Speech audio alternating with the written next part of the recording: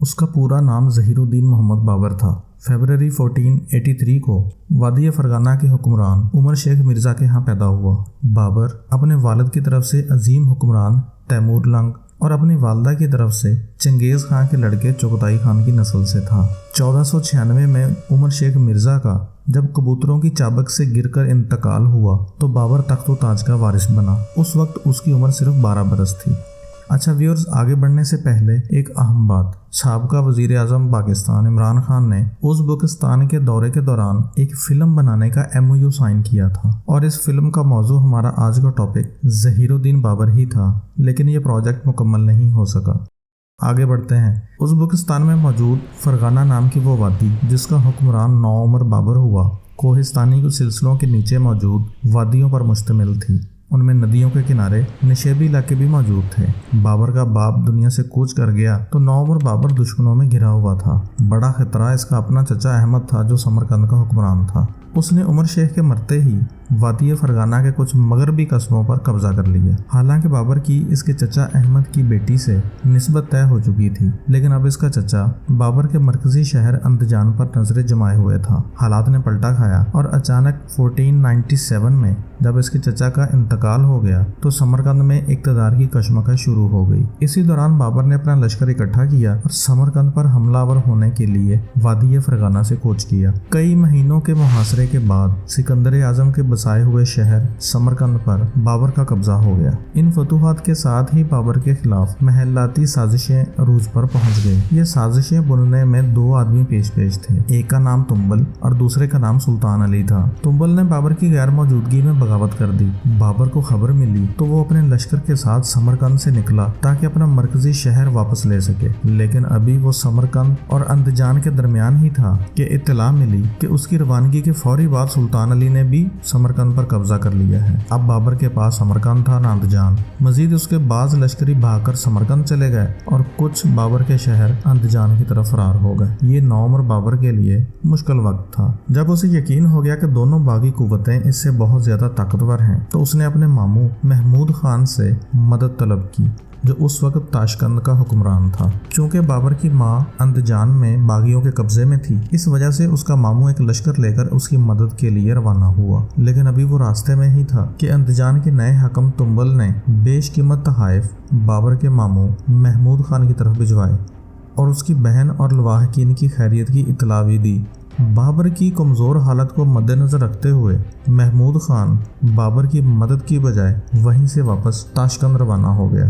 ظہیر الدین بابر مختلف علاقوں میں بھٹکتا رہا، لیکن اس دوران وہ اپنی قوت میں اضافہ کرتا رہا۔ اسی دوران باغیوں میں سے ایک سرکردہ شخص علی دوست آ کر بابر کے ساتھ مل گیا۔ اس کے ساتھ ہی بابر نے دوبارہ وادی فرغانہ پر چڑھائی کر دی اور اس پر قبضہ کر کے باغیوں کا قلعہ کما کر دیا۔ اس فتح کے فوری بعد بابر کی والدہ قتلک نگار خانم نے بابر کی چچا زاد عائشہ کو سمرقند سے بلوایا اور بابر کی شادی کر دی گئی۔ دوسری طرف سمرقند پر قابض سلطان علی نے بابر کے متوقع حملے کے پیش نظر چنگیز خان کی نسل سے شیبانی خان کو اپنی مدد کے لیے طلب کر لیا، لیکن بجائے مدد کے شیبانی خان نے سمرقند پر حملے کی تیاری شروع کر دی۔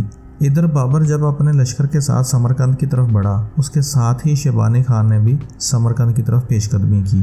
شیبانی خان نے سمرقند کا محاصرہ کر لیا، لیکن اس وقت تک بابر سمرقند میں داخل ہو چکا تھا۔ محاصرے کے دوران قحط کی وجہ سے بابر نے شیبانی خان سے صلح کی درخواست کی۔ شیبانی خان نے بابر کی بہن خانزادی سے شادی کی شرط رکھ دی۔ بابر نے خاندان کی جان کے عوض شرط قبول کرتے ہوئے اپنی عزیز بہن خانزادی کی شادی شیبانی خان سے کر دی اور انتہائی مجبوری کی حالت میں سمرقند سے نکلا۔ اس کے بعد شیبانی خان وادی فرغانہ سمیت بہت بڑے علاقے پر قابض ہو گیا۔ 1504 میں بابر افغانستان میں داخل ہوا اور وہ بآسانی کابل پر قبضہ کرنے میں کامیاب ہو گیا۔ یہیں پہنچ کر بابر کا بیٹا ہمایوں پیدا ہوا اور اسی دوران ہی بابر کو ہندوستان کا رخ کرنے کا خیال پیدا ہوا۔ اب ہم ہندوستان کا رخ کرتے ہیں۔ ہندوستان میں اس وقت فیروز شاہ تغلق کی وفات کے بعد ملک میں لاتعداد چھوٹی چھوٹی آزاد ریاستیں وجود میں آ چکی تھیں۔ بابر کے حملہ کے وقت ابراہیم لودھی دہلی کا سلطان تھا، لیکن وہ کمزور اور کسی حد تک نااہل حکمران ثابت ہو رہا تھا۔ हालांकि लोदी सल्तनत मौजूदा पाकिस्तान के शहर बेरा से लेकर मौजूदा हिंदुस्तान के बिहार तक वसी थी, लेकिन इब्राहिम लोदी का दायरा इख्तियार सिर्फ दिल्ली, आगरा और कुछ दूसरे इलाकों तक महदूद था। लोदी सल्तनत के सूबे पंजाब पर एक शख्स दौलत खान लोदी का इक़्तिदार था। ये इब्राहिम लोदी का रिश्तेदार भी था, लेकिन उसके रवैये से नाला था। दूसरी तरफ बिहार के दरिया खान लोदी ने मरकज के खिलाफ अलमे बगावत बुलंद कर रखा था। अब जिक्र करते हैं शुमाली हिंद की सबसे ताकतवर रियासत का। ये रियासत मेवाड़ के नाम से जानी जाती थी, जो उस वक्त अपनी ताकत और कुव्वत के उरूज पर थी। उस पर राणा सांगा हुक्मरान था। बाबर के हमले तक राणा सांगा तकरीबन 100 के करीब जंगें लड़ चुका था। हिंदुस्तान के 7 राजा और लगभग 104 सरदार राणा सांगा के इताअत गुजार थे। मेवाड़ के साथ एक मुसलमान रियासत गुजरात थी, जहां सुल्तान मोहम्मद मुजफ्फर शाह सानी का इक़्तिदार कायम था। सुल्तान मुजफ्फर ने मालवा के बहुत से इलाके भी अपनी रियासत में शामिल कर लिए थे। मालवा शुमाली हिंदुस्तान की एक और मुसलमान रियासत थी। सुल्तान महमूद सानी मालवा का हुक्मरान था, लेकिन अमली तौर पर रियासत का कंट्रोल एक शातिर वजीर मुदैनी राव चंदेरी के हाथ था। दूसरी तरफ शुमाली हिंद की एक और मुसलमान रियासत बंगाल थी, और बाबर के हमले के वक्त इस रियासत पर हुसैन शाही नस्ल का इक़्तिदार कायम था। हिंदुस्तान की एक और खासी ताकतवर रियासत खानदेश थी। पहले यह सल्तनत दिल्ली का एक सूबा था, लेकिन एक शख्स आदिल फारूकी की जिदोजहद के बाद आज़ाद हो गया। मौजूदा पाकिस्तान के सिंध और कश्मीर भी आज़ाद हैसियत में मौजूद थे। शुमाली हिंदुस्तान के अलावा अब जनूबी हिंदुस्तान में बाहमनी हुकूमत एक अहम मुसलमान रियासत थी, लेकिन 16वीं सदी के आगाज़ के साथ ही उस पर ज़वाल आ चुका था और अब उसकी जगह 5 हुकूमतें जन्म ले चुकी थीं। अहमदनगर में निज़ाम शाही हुकूमत थी, जबकि बीजापुर के आदिल शाह, गोलकंडा के इमाद शाह और बेदार में बुरैद शाह की हुकूमत मौजूद थी। ये रियासतें हर वक्त एक दूसरे के खिलाफ कशमकश का शिकार रहती थी। एक और रियासत विजयनगर नाम की थी, जिस पर किशन देव की हुकूमत थी, लेकिन ये एक मजबूत रियासत तस्वर की जाती थी। 1505 में बाबर ने हिंदुस्तान पर पहला हमला किया और कुहाट, मुल्तान और डेरा इस्माइल खान तक चढ़ाई कर दी। 1519 में एक मुहिम के दौरान बाबर पेशावर तक आ पहुंचा, लेकिन वापस जाना पड़ा। 1520 के तीसरे हमले में उसने दरिया जेहलम के किनारे वाक़या बेरा और सैयदपुर पर कब्जा कर लिया। दिल्ली के सुल्तान इब्राहिम लोदी के खिलाफ बाबर को इस हमले की दावत पंजाब से दौलत खान लोदी, मेवाड़ से राणा सांगा, जबकि बिहार से दरिया खान लोदी ने अपने अपने मकासद के लिए दी थी। बाबर सबसे पहले पंजाब की तरफ बढ़ा और दौलत खान लोदी को लाहौर के तख्त से मौजूल कर दिया। अब बाबर लाहौर के नवाही इलाके में अपनी कुव्वत इकट्ठी करके तमाम तर तवज्जो दिल्ली पर मरकूज़ कर चुका था। बिलाखिर बाबर अम्बाला की तरफ पेशकदमी करते हुए दरिया जमुना के किनारे होता पानीपत के मैदान तक जा पहुंचा। दूसरी तरफ इब्राहिम लोदी ने भी अपने लश्कर जर्रार के साथ मैदान जंग में पड़ाव किया।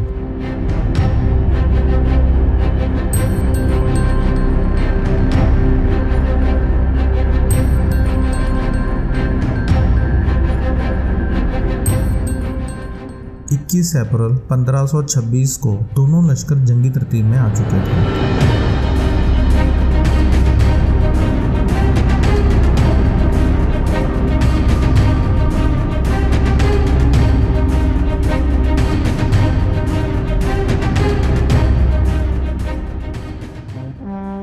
आखिरकार जंग का आगाज हुआ और इब्राहिम लोदी ने तादाद की बढ़ोतरी की वजह से बाबर पर हमला कर दिया। इस हमले में जंगी हाथी भी शामिल थे, लेकिन बाबर ने एक अजीब चाल चली। उसने सबसे आगे लकड़ी के छकड़े खड़े कर दिए। उन छकड़ों की आड़ में अपने तीरंदाज और कुछ बंदूकची खड़े कर दिए। उनकी पिछली साफ में तोपें नस्ब कर दी। हिंदुस्तान में तोपों का इस्तेमाल पहली बार हो रहा था। ज़हीरुद्दीन बाबर ने सल्तनत उस्मानिया के एक इंजीनियर उस्ताद अली कुली को ख़ास मुराद देकर तोपखाना तैयार करने का कहा था।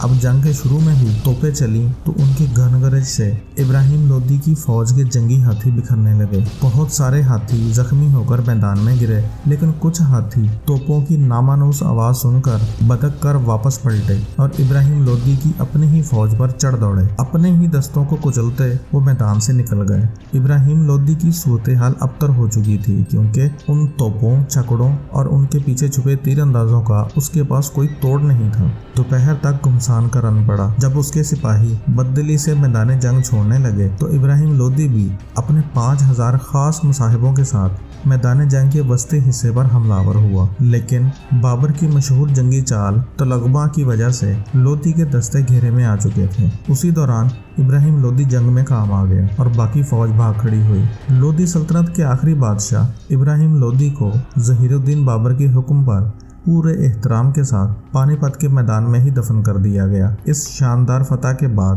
بابر نے تیزی سے آگے بڑھ کر دہلی اور آگرہ پر قبضہ کر لیا۔ آگرہ پر قبضے کے دوران اسے مشہور عالم ہیرا کوہ نور ملا۔ 27 اپریل 1526 کو بابر دہلی پہنچا اور دہلی کی مسجد میں خطبہ جمعہ کے دوران ظہیر الدین بابر کو شہنشاہ ہندوستان کے نام سے یاد کیا گیا۔ فتح کے بعد بابر نے ہندوستان میں ہی رہنے کا ارادہ کیا اور سلطنت مغلیہ کی بنیاد رکھی۔ حالانکہ ابراہیم لودھی کے خلاف جنگ میں میواڑ کا حکمران رانا سانگا بابر کی اخلاقی مدد کر رہا تھا، لیکن یہ دیکھتے ہوئے کہ بابر اب مستقل ہندوستان میں رہنے کا ارادہ کر چکا ہے، رانا سانگا نے بابر کے خلاف اعلان جنگ کر دیا۔ اب اگلی جنگ میں ظہیر الدین بابر کا ٹکراؤ اپنے سب سے شاطر اور طاقتور دشمن میواڑ کے حکمران رانا سانگا کے ساتھ ناگزیر ہو چکا تھا۔ یہ جنگ کنوا کے مقام پر لڑی گئی، جس کا ذکر ہم آنے والے ویڈیو میں کریں گے۔